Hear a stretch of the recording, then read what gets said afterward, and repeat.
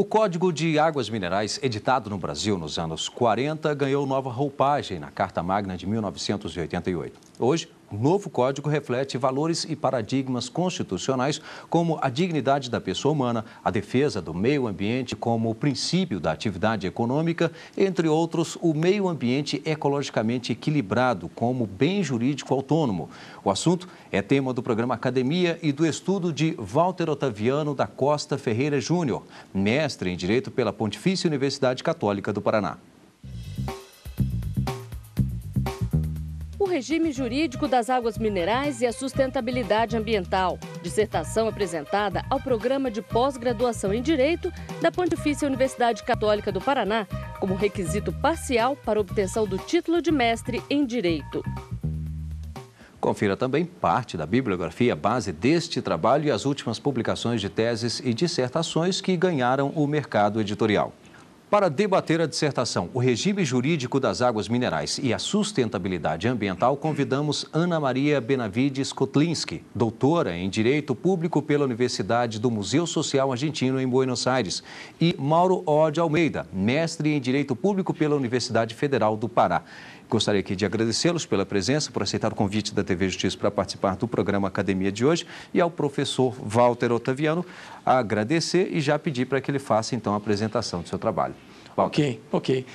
Primeiro, inicialmente, gostaria de agradecer a oportunidade de estar nesse programa, que é referência no meio acadêmico do TV Justiça, agradecer ao RIMAC pelo convite, agradecer à professora Ana Maria pela disponibilidade de estar conosco nesse momento, e também ao nosso colega de carreira da Advocacia da União, Dr. Mauro O. de Almeida, consultor jurídico do Ministério do Meio Ambiente. O nosso tema, indo diretamente ao tema, o nosso tema é um tema relevantíssimo, atual, que mexe realmente com interesses difusos de toda a coletividade, que é o direito às águas. E nós fazemos esse gancho das águas minerais e a sustentabilidade. A nossa proposta na dissertação de mestrado, que realizei na PUC Paraná, como foi dito, é justamente demonstrar a necessidade de uma maior articulação entre os gestores das águas minerais, o gestor das águas minerais, com os gestores das águas subterrâneas no Brasil. E é isso que, no decorrer da nossa fala, nós vamos demonstrar para vocês ao final. Inicialmente, gostaria de colocar a necessidade de nós observarmos a preocupação mundial com o meio ambiente. Nós tivemos, em 1972, a primeira conferência da ONU sobre meio ambiente, que foi em Estocolmo, Suécia, quando os países se reuniram e perceberam da necessidade de dialogar, de discutirem já essa questão, essa problemática ambiental como uma preocupação de todos nós. Importante ressaltar que antes dessa conferência de 72 em Estocolmo, nós tivemos o relatório Limites do Crescimento, elaborado pelo Clube de Roma. Relatório esse que mudou completamente a visão do homem com relação à preocupação ambiental. E isso se refletiu, como disse, na conferência de 72, trazendo ao cenário internacional diversos princípios ambientais que internalizaram as legislações dos países em todo o mundo. Ou seja, desde 72 até hoje, vem se construindo princípios internacionais e os países vêm internalizando esses princípios nas suas legislações. Dentre os princípios internacionais, que o Brasil, através da sua Constituição Federal de 88, também internalizou, nós vamos destacar um princípio conhecido como princípio do desenvolvimento sustentável. Esse princípio do desenvolvimento sustentável, ele foi elaborado no relatório Brundtland, na década de 80. Esse relatório Brundtland, também conhecido como Nosso Futuro Comum, trouxe ao cenário internacional um conceito político pela primeira vez do princípio do desenvolvimento sustentável, que é a utilização racional dos recursos ambientais pelas atuais gerações, permitindo também que as gerações futuras possam dele se utilizar. E o Brasil, como não poderia deixar de ser, internalizou na sua Constituição Federal, artigo 225, e demonstra essa preocupação em vários artigos da própria Constituição Federal. Importante nesse momento, feito esse contexto internacional da preocupação de todos os países e da necessidade da construção de princípios e de leis em todos os países, importante ressaltar que no Brasil o Código de Águas Minerais data de 1945. Observem, senhores, que a importância desse dado. Código de Águas Minerais, 1945. À época desse código, estava vigente a Constituição Federal de 1937. Destaco que em 1937 não havia a preocupação ambiental que se tem hoje. Não havia a necessidade da gestão racional dos recursos ambientais. Ao contrário, o que se tinha à época, em 37 e em 45, até chegarmos à Constituição de 88, observem, era a exploração desenfreada dos recursos ambientais e também dos recursos minerais. E a grande peculiaridade que se tem hoje no cenário jurídico constitucional brasileiro é com relação às águas minerais. As águas minerais hoje no Brasil, e esta é a leitura que fazemos na nossa dissertação de mestrado, as águas minerais são tanto recursos minerais, por força do Código de Águas Minerais, que foi recepcionado pela Constituição Federal de 88, portanto, está num novo ordenamento jurídico, com novos fundamentos constitucionais, diferentes daqueles que se tinha à época de 1937. E esses novos valores constitucionais da Constituição Federal de 88 é que nos faz ter um novo significado, palavra importante aqui, um novo significado ao Código de Águas Minerais realizado, escrito, publicado e promulgado em 45. Podemos afirmar, portanto, que hoje, desde 88 para cá, nós temos um novo Código de Águas Minerais. Não se pode mais, e aqui é importante destacar, tratarmos as águas minerais apenas, como se tratava antes, apenas e exclusivamente, como um recurso mineral. Porque uma das características dos recursos minerais é a sua exauribilidade, ou seja, eu posso retirá-lo até a exaustão. O que não pode, desde 88 para cá, com toda essa construção filosófica e principiológica da tutela ambiental mundial, o que não se pode mais hoje é permitirmos esse tipo de situação no nosso ordenamento constitucional. A leitura que fazemos das águas minerais, portanto, são recursos minerais por força do Código de Águas Minerais, mas também recursos hídricos por força do ciclo hidrológico da água.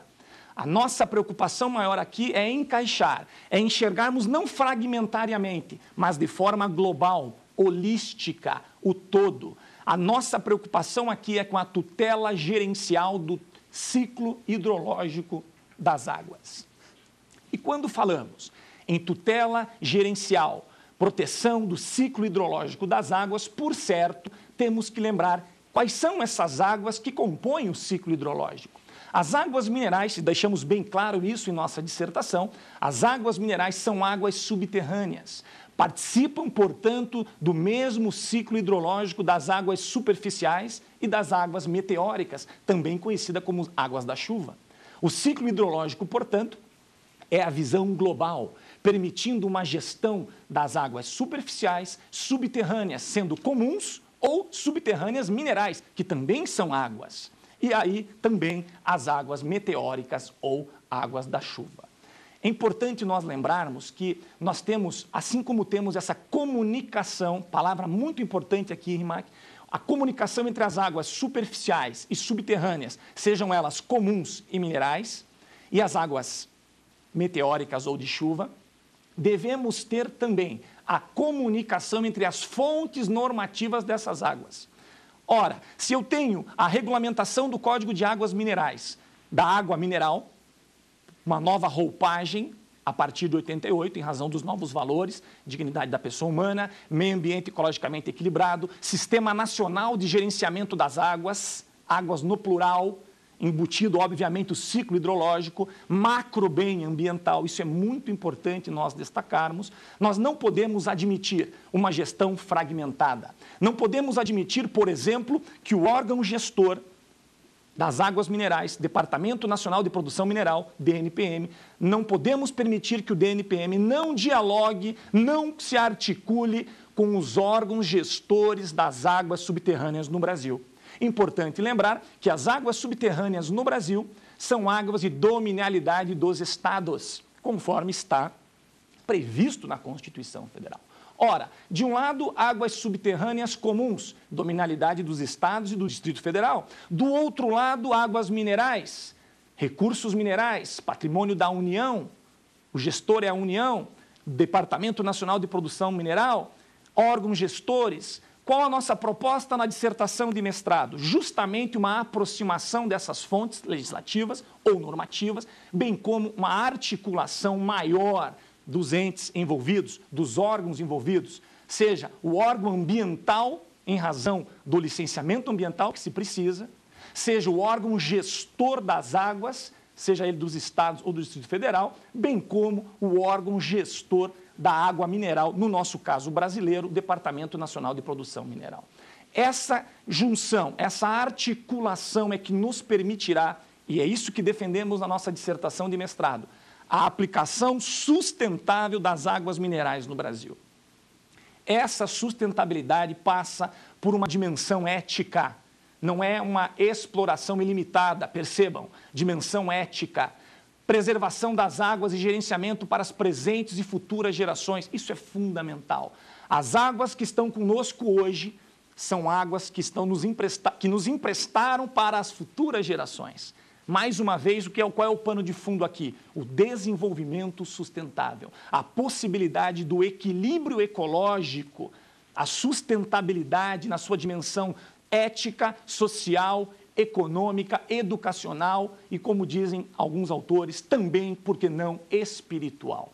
É uma visão global das águas minerais e é esta a nossa proposta na nossa dissertação de mestrado. Uma releitura do Código de Águas Minerais em face da Constituição Federal de 88, trazendo os valores e princípios inovadores. Vale ressaltar que nossa Constituição Federal é uma das mais avançadas no mundo no que tange a tutela e gerenciamento dos recursos hídricos. E, por fim, para que nós possamos deixar bem clara a relação que existe, nós temos no Brasil a Lei das Águas, Lei 9433/97, instituiu entre nós a Política Nacional de Recursos Hídricos, tendo como instrumento de gestão a chamada outorga das águas, sejam superficiais ou subterrâneas, incluindo, na nossa leitura, na outorga das águas subterrâneas também, o controle da qualidade, da quantidade das águas minerais. Portanto, para que se haja hoje uma articulação sustentável, nós vamos precisar dos instrumentos de lavra e pesquisa do DNPM e Ministério de Minas e Energia, licenciamento ambiental dos órgãos ambientais e a outorga das águas pelos órgãos gestores. Esta composição é que nos permitirá o atingimento do desenvolvimento sustentável no Brasil, no que se refere especificamente às águas minerais e, mais do que isso, a tutela gerencial do ciclo hidrológico. São essas as minhas considerações iniciais. Fico aqui à disposição da apresentação e dos debatedores para que possamos aprofundar ainda mais o tema. Pois é, daqui a um pouquinho nós teremos aí o debate e, sem dúvida, o tema por si já atrai toda essa discussão. E aí, como disse, uma discussão bastante moderna, mesmo tendo aí um código nascido a partir de 45, ou seja, nós ficamos sem uma regulamentação, mesmo com a Constituição de 1937. Bom, nós vamos agora conferir parte da bibliografia base deste estudo. A Constituição Federal e a efetividade das normas ambientais, de Vladimir Passos de Freitas, editora Revista dos Tribunais. Sociedade de Risco e Estado, de José Rubens Morato Leite, editora Saraiva. Águas Minerais do Brasil, uma nova perspectiva jurídica, de Silvia Helena Serra, editora Millennium. E olha, lembro que este é um espaço aberto ao conhecimento e que você também pode participar. Para isso, entre em contato com a nossa equipe pelo endereço eletrônico academia@stf.jus.br. Nós vamos agora a um rápido intervalo e em seguida estaremos de volta já com o debate aqui no Academia. Até já.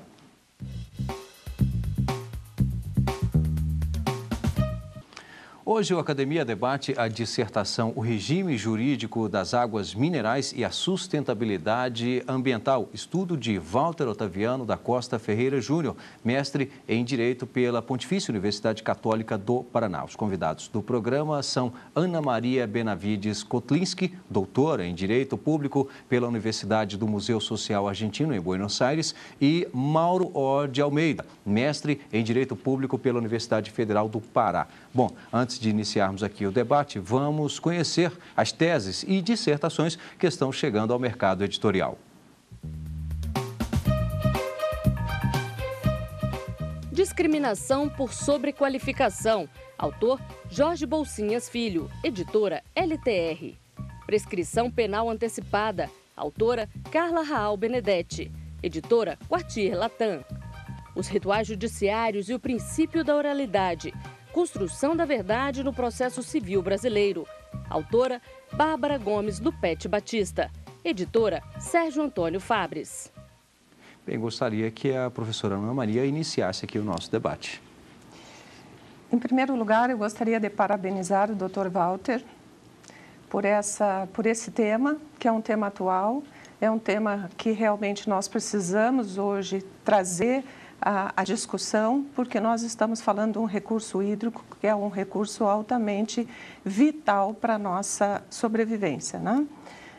Dr. Walter, com relação a essa questão, eu gostaria que o senhor se posicionasse a respeito da escassez da água. Nós podemos dizer hoje que a escassez da água é resultado somente de um consumo exagerado dessa água ou existem outros fatores que contribuem para essa falta do recurso hídrico?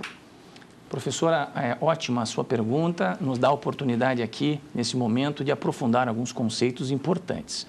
Só para vocês terem uma ideia, nós temos hoje no globo terrestre, no planeta Terra, embora se chame Terra, temos mais água do que Terra, 97% das águas no globo terrestre são águas salgadas. Apenas 3% são águas doces, sendo que desses 3%, 2,5% estão em camadas polares. Ou seja, para o consumo humano, para 9 bilhões de pessoas, nós teremos 0,5% da água doce no mundo disponível. E o Brasil, dentro desse cenário, nesse contexto, o Brasil é considerado um país rico, porque nós temos aí de 16 a 18% de todas essas águas do 0,5% no território brasileiro. Portanto, somos um país rico em água, somos um país de primeiro mundo em água. E se somos um país de primeiro mundo em água, temos que ser também um país de primeiro mundo na sua gestão. Porque, como a senhora bem disse na pergunta, água doce, incluindo, por óbvio, o ciclo hidrológico água mineral, é um recurso finito e vulnerável. Uma das características da necessidade da gestão é justamente a possibilidade da sua utilização múltipla, os usos múltiplos da água dentro de uma bacia hidrográfica, conforme prevê a Política Nacional de Recursos Hídricos. E a senhora pergunta quais são esses fatores de escassez da água. Na verdade, nós temos muita água no lugar errado. Nós temos muita água onde tem pouca gente. E nós temos pouca água onde tem muita gente. Daí a necessidade de ter um gerenciamento à luz da Política Nacional de Recursos Hídricos, Lei 9433/97, que tem uma gestão descentralizada, que trabalha com instrumentos modernos advindos do direito francês para permitir uma gestão adequada ao nosso regime constitucional. A poluição, por certo, é um dos fatores. O desperdício por uma ausência de educação ambiental, professora, o desperdício também leva a uma escassez de água. Embora tenhamos muita água, o que nos prejudica aqui é a qualidade, é a falta da percepção que é um bem finito. Nós temos uma utilização industrial muito grande e no Brasil ainda vem se processando a chamada cobrança pelo uso da água, que é um significado diferente daquele recurso ambiental, é um significado novo da água para dizer, é um bem de uso econômico também. Vamos valorizá-lo não só por ser um bem vital, mas também porque tem um valor econômico embutido. Então, são vários os fatores que tornam essa escassez da água, mas nós podemos ter certeza que não teremos escassez, professora, se essa gestão for uma gestão compartilhada e, sobretudo, utilizando-se a tutela gerencial do ciclo hidrológico das águas. Bem, professor Mauro. Bom, em primeiro lugar, gostaria de agradecer à TV Justiça e ao programa Academia pelo convite, parabenizar o colega Walter Otaviano Júnior pela escolha do tema e pela desenvoltura e veemência com que defende os seus posicionamentos.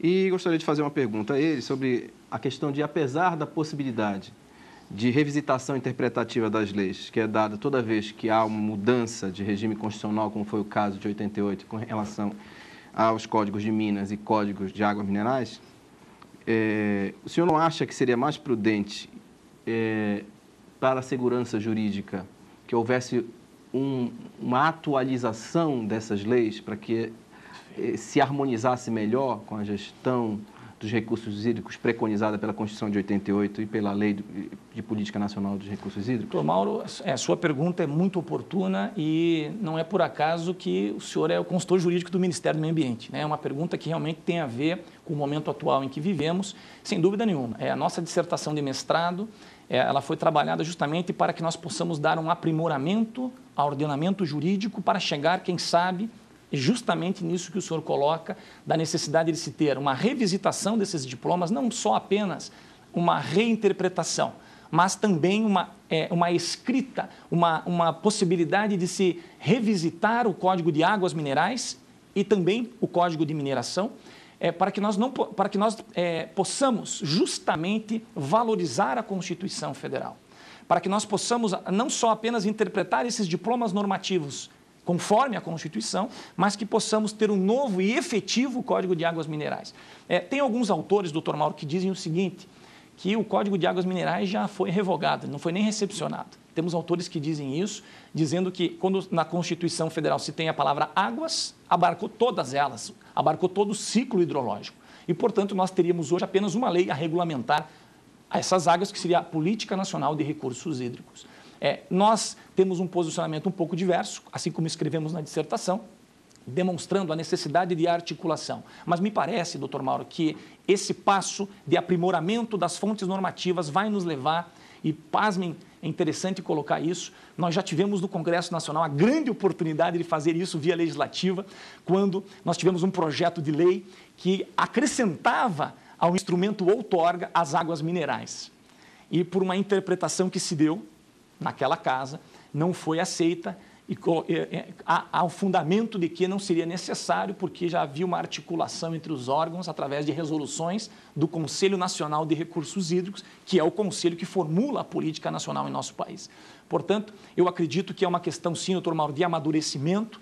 A nossa dissertação de mestrado tem esse objetivo de possibilitar uma nova visão daquilo que se faz hoje em razão das mudanças constitucionais, e me parece que o caminho vai ser justamente esse, de uma aproximação a ponto de unir as legislações para que não haja qualquer interpretação obscura ou que não prestigie os princípios ou os cânones do direito ambiental, porque nós vivemos, é bom que se ressalte, o Estado de Direito Ambiental, como nos ensina Canutilho, a Constituição Federal vigente.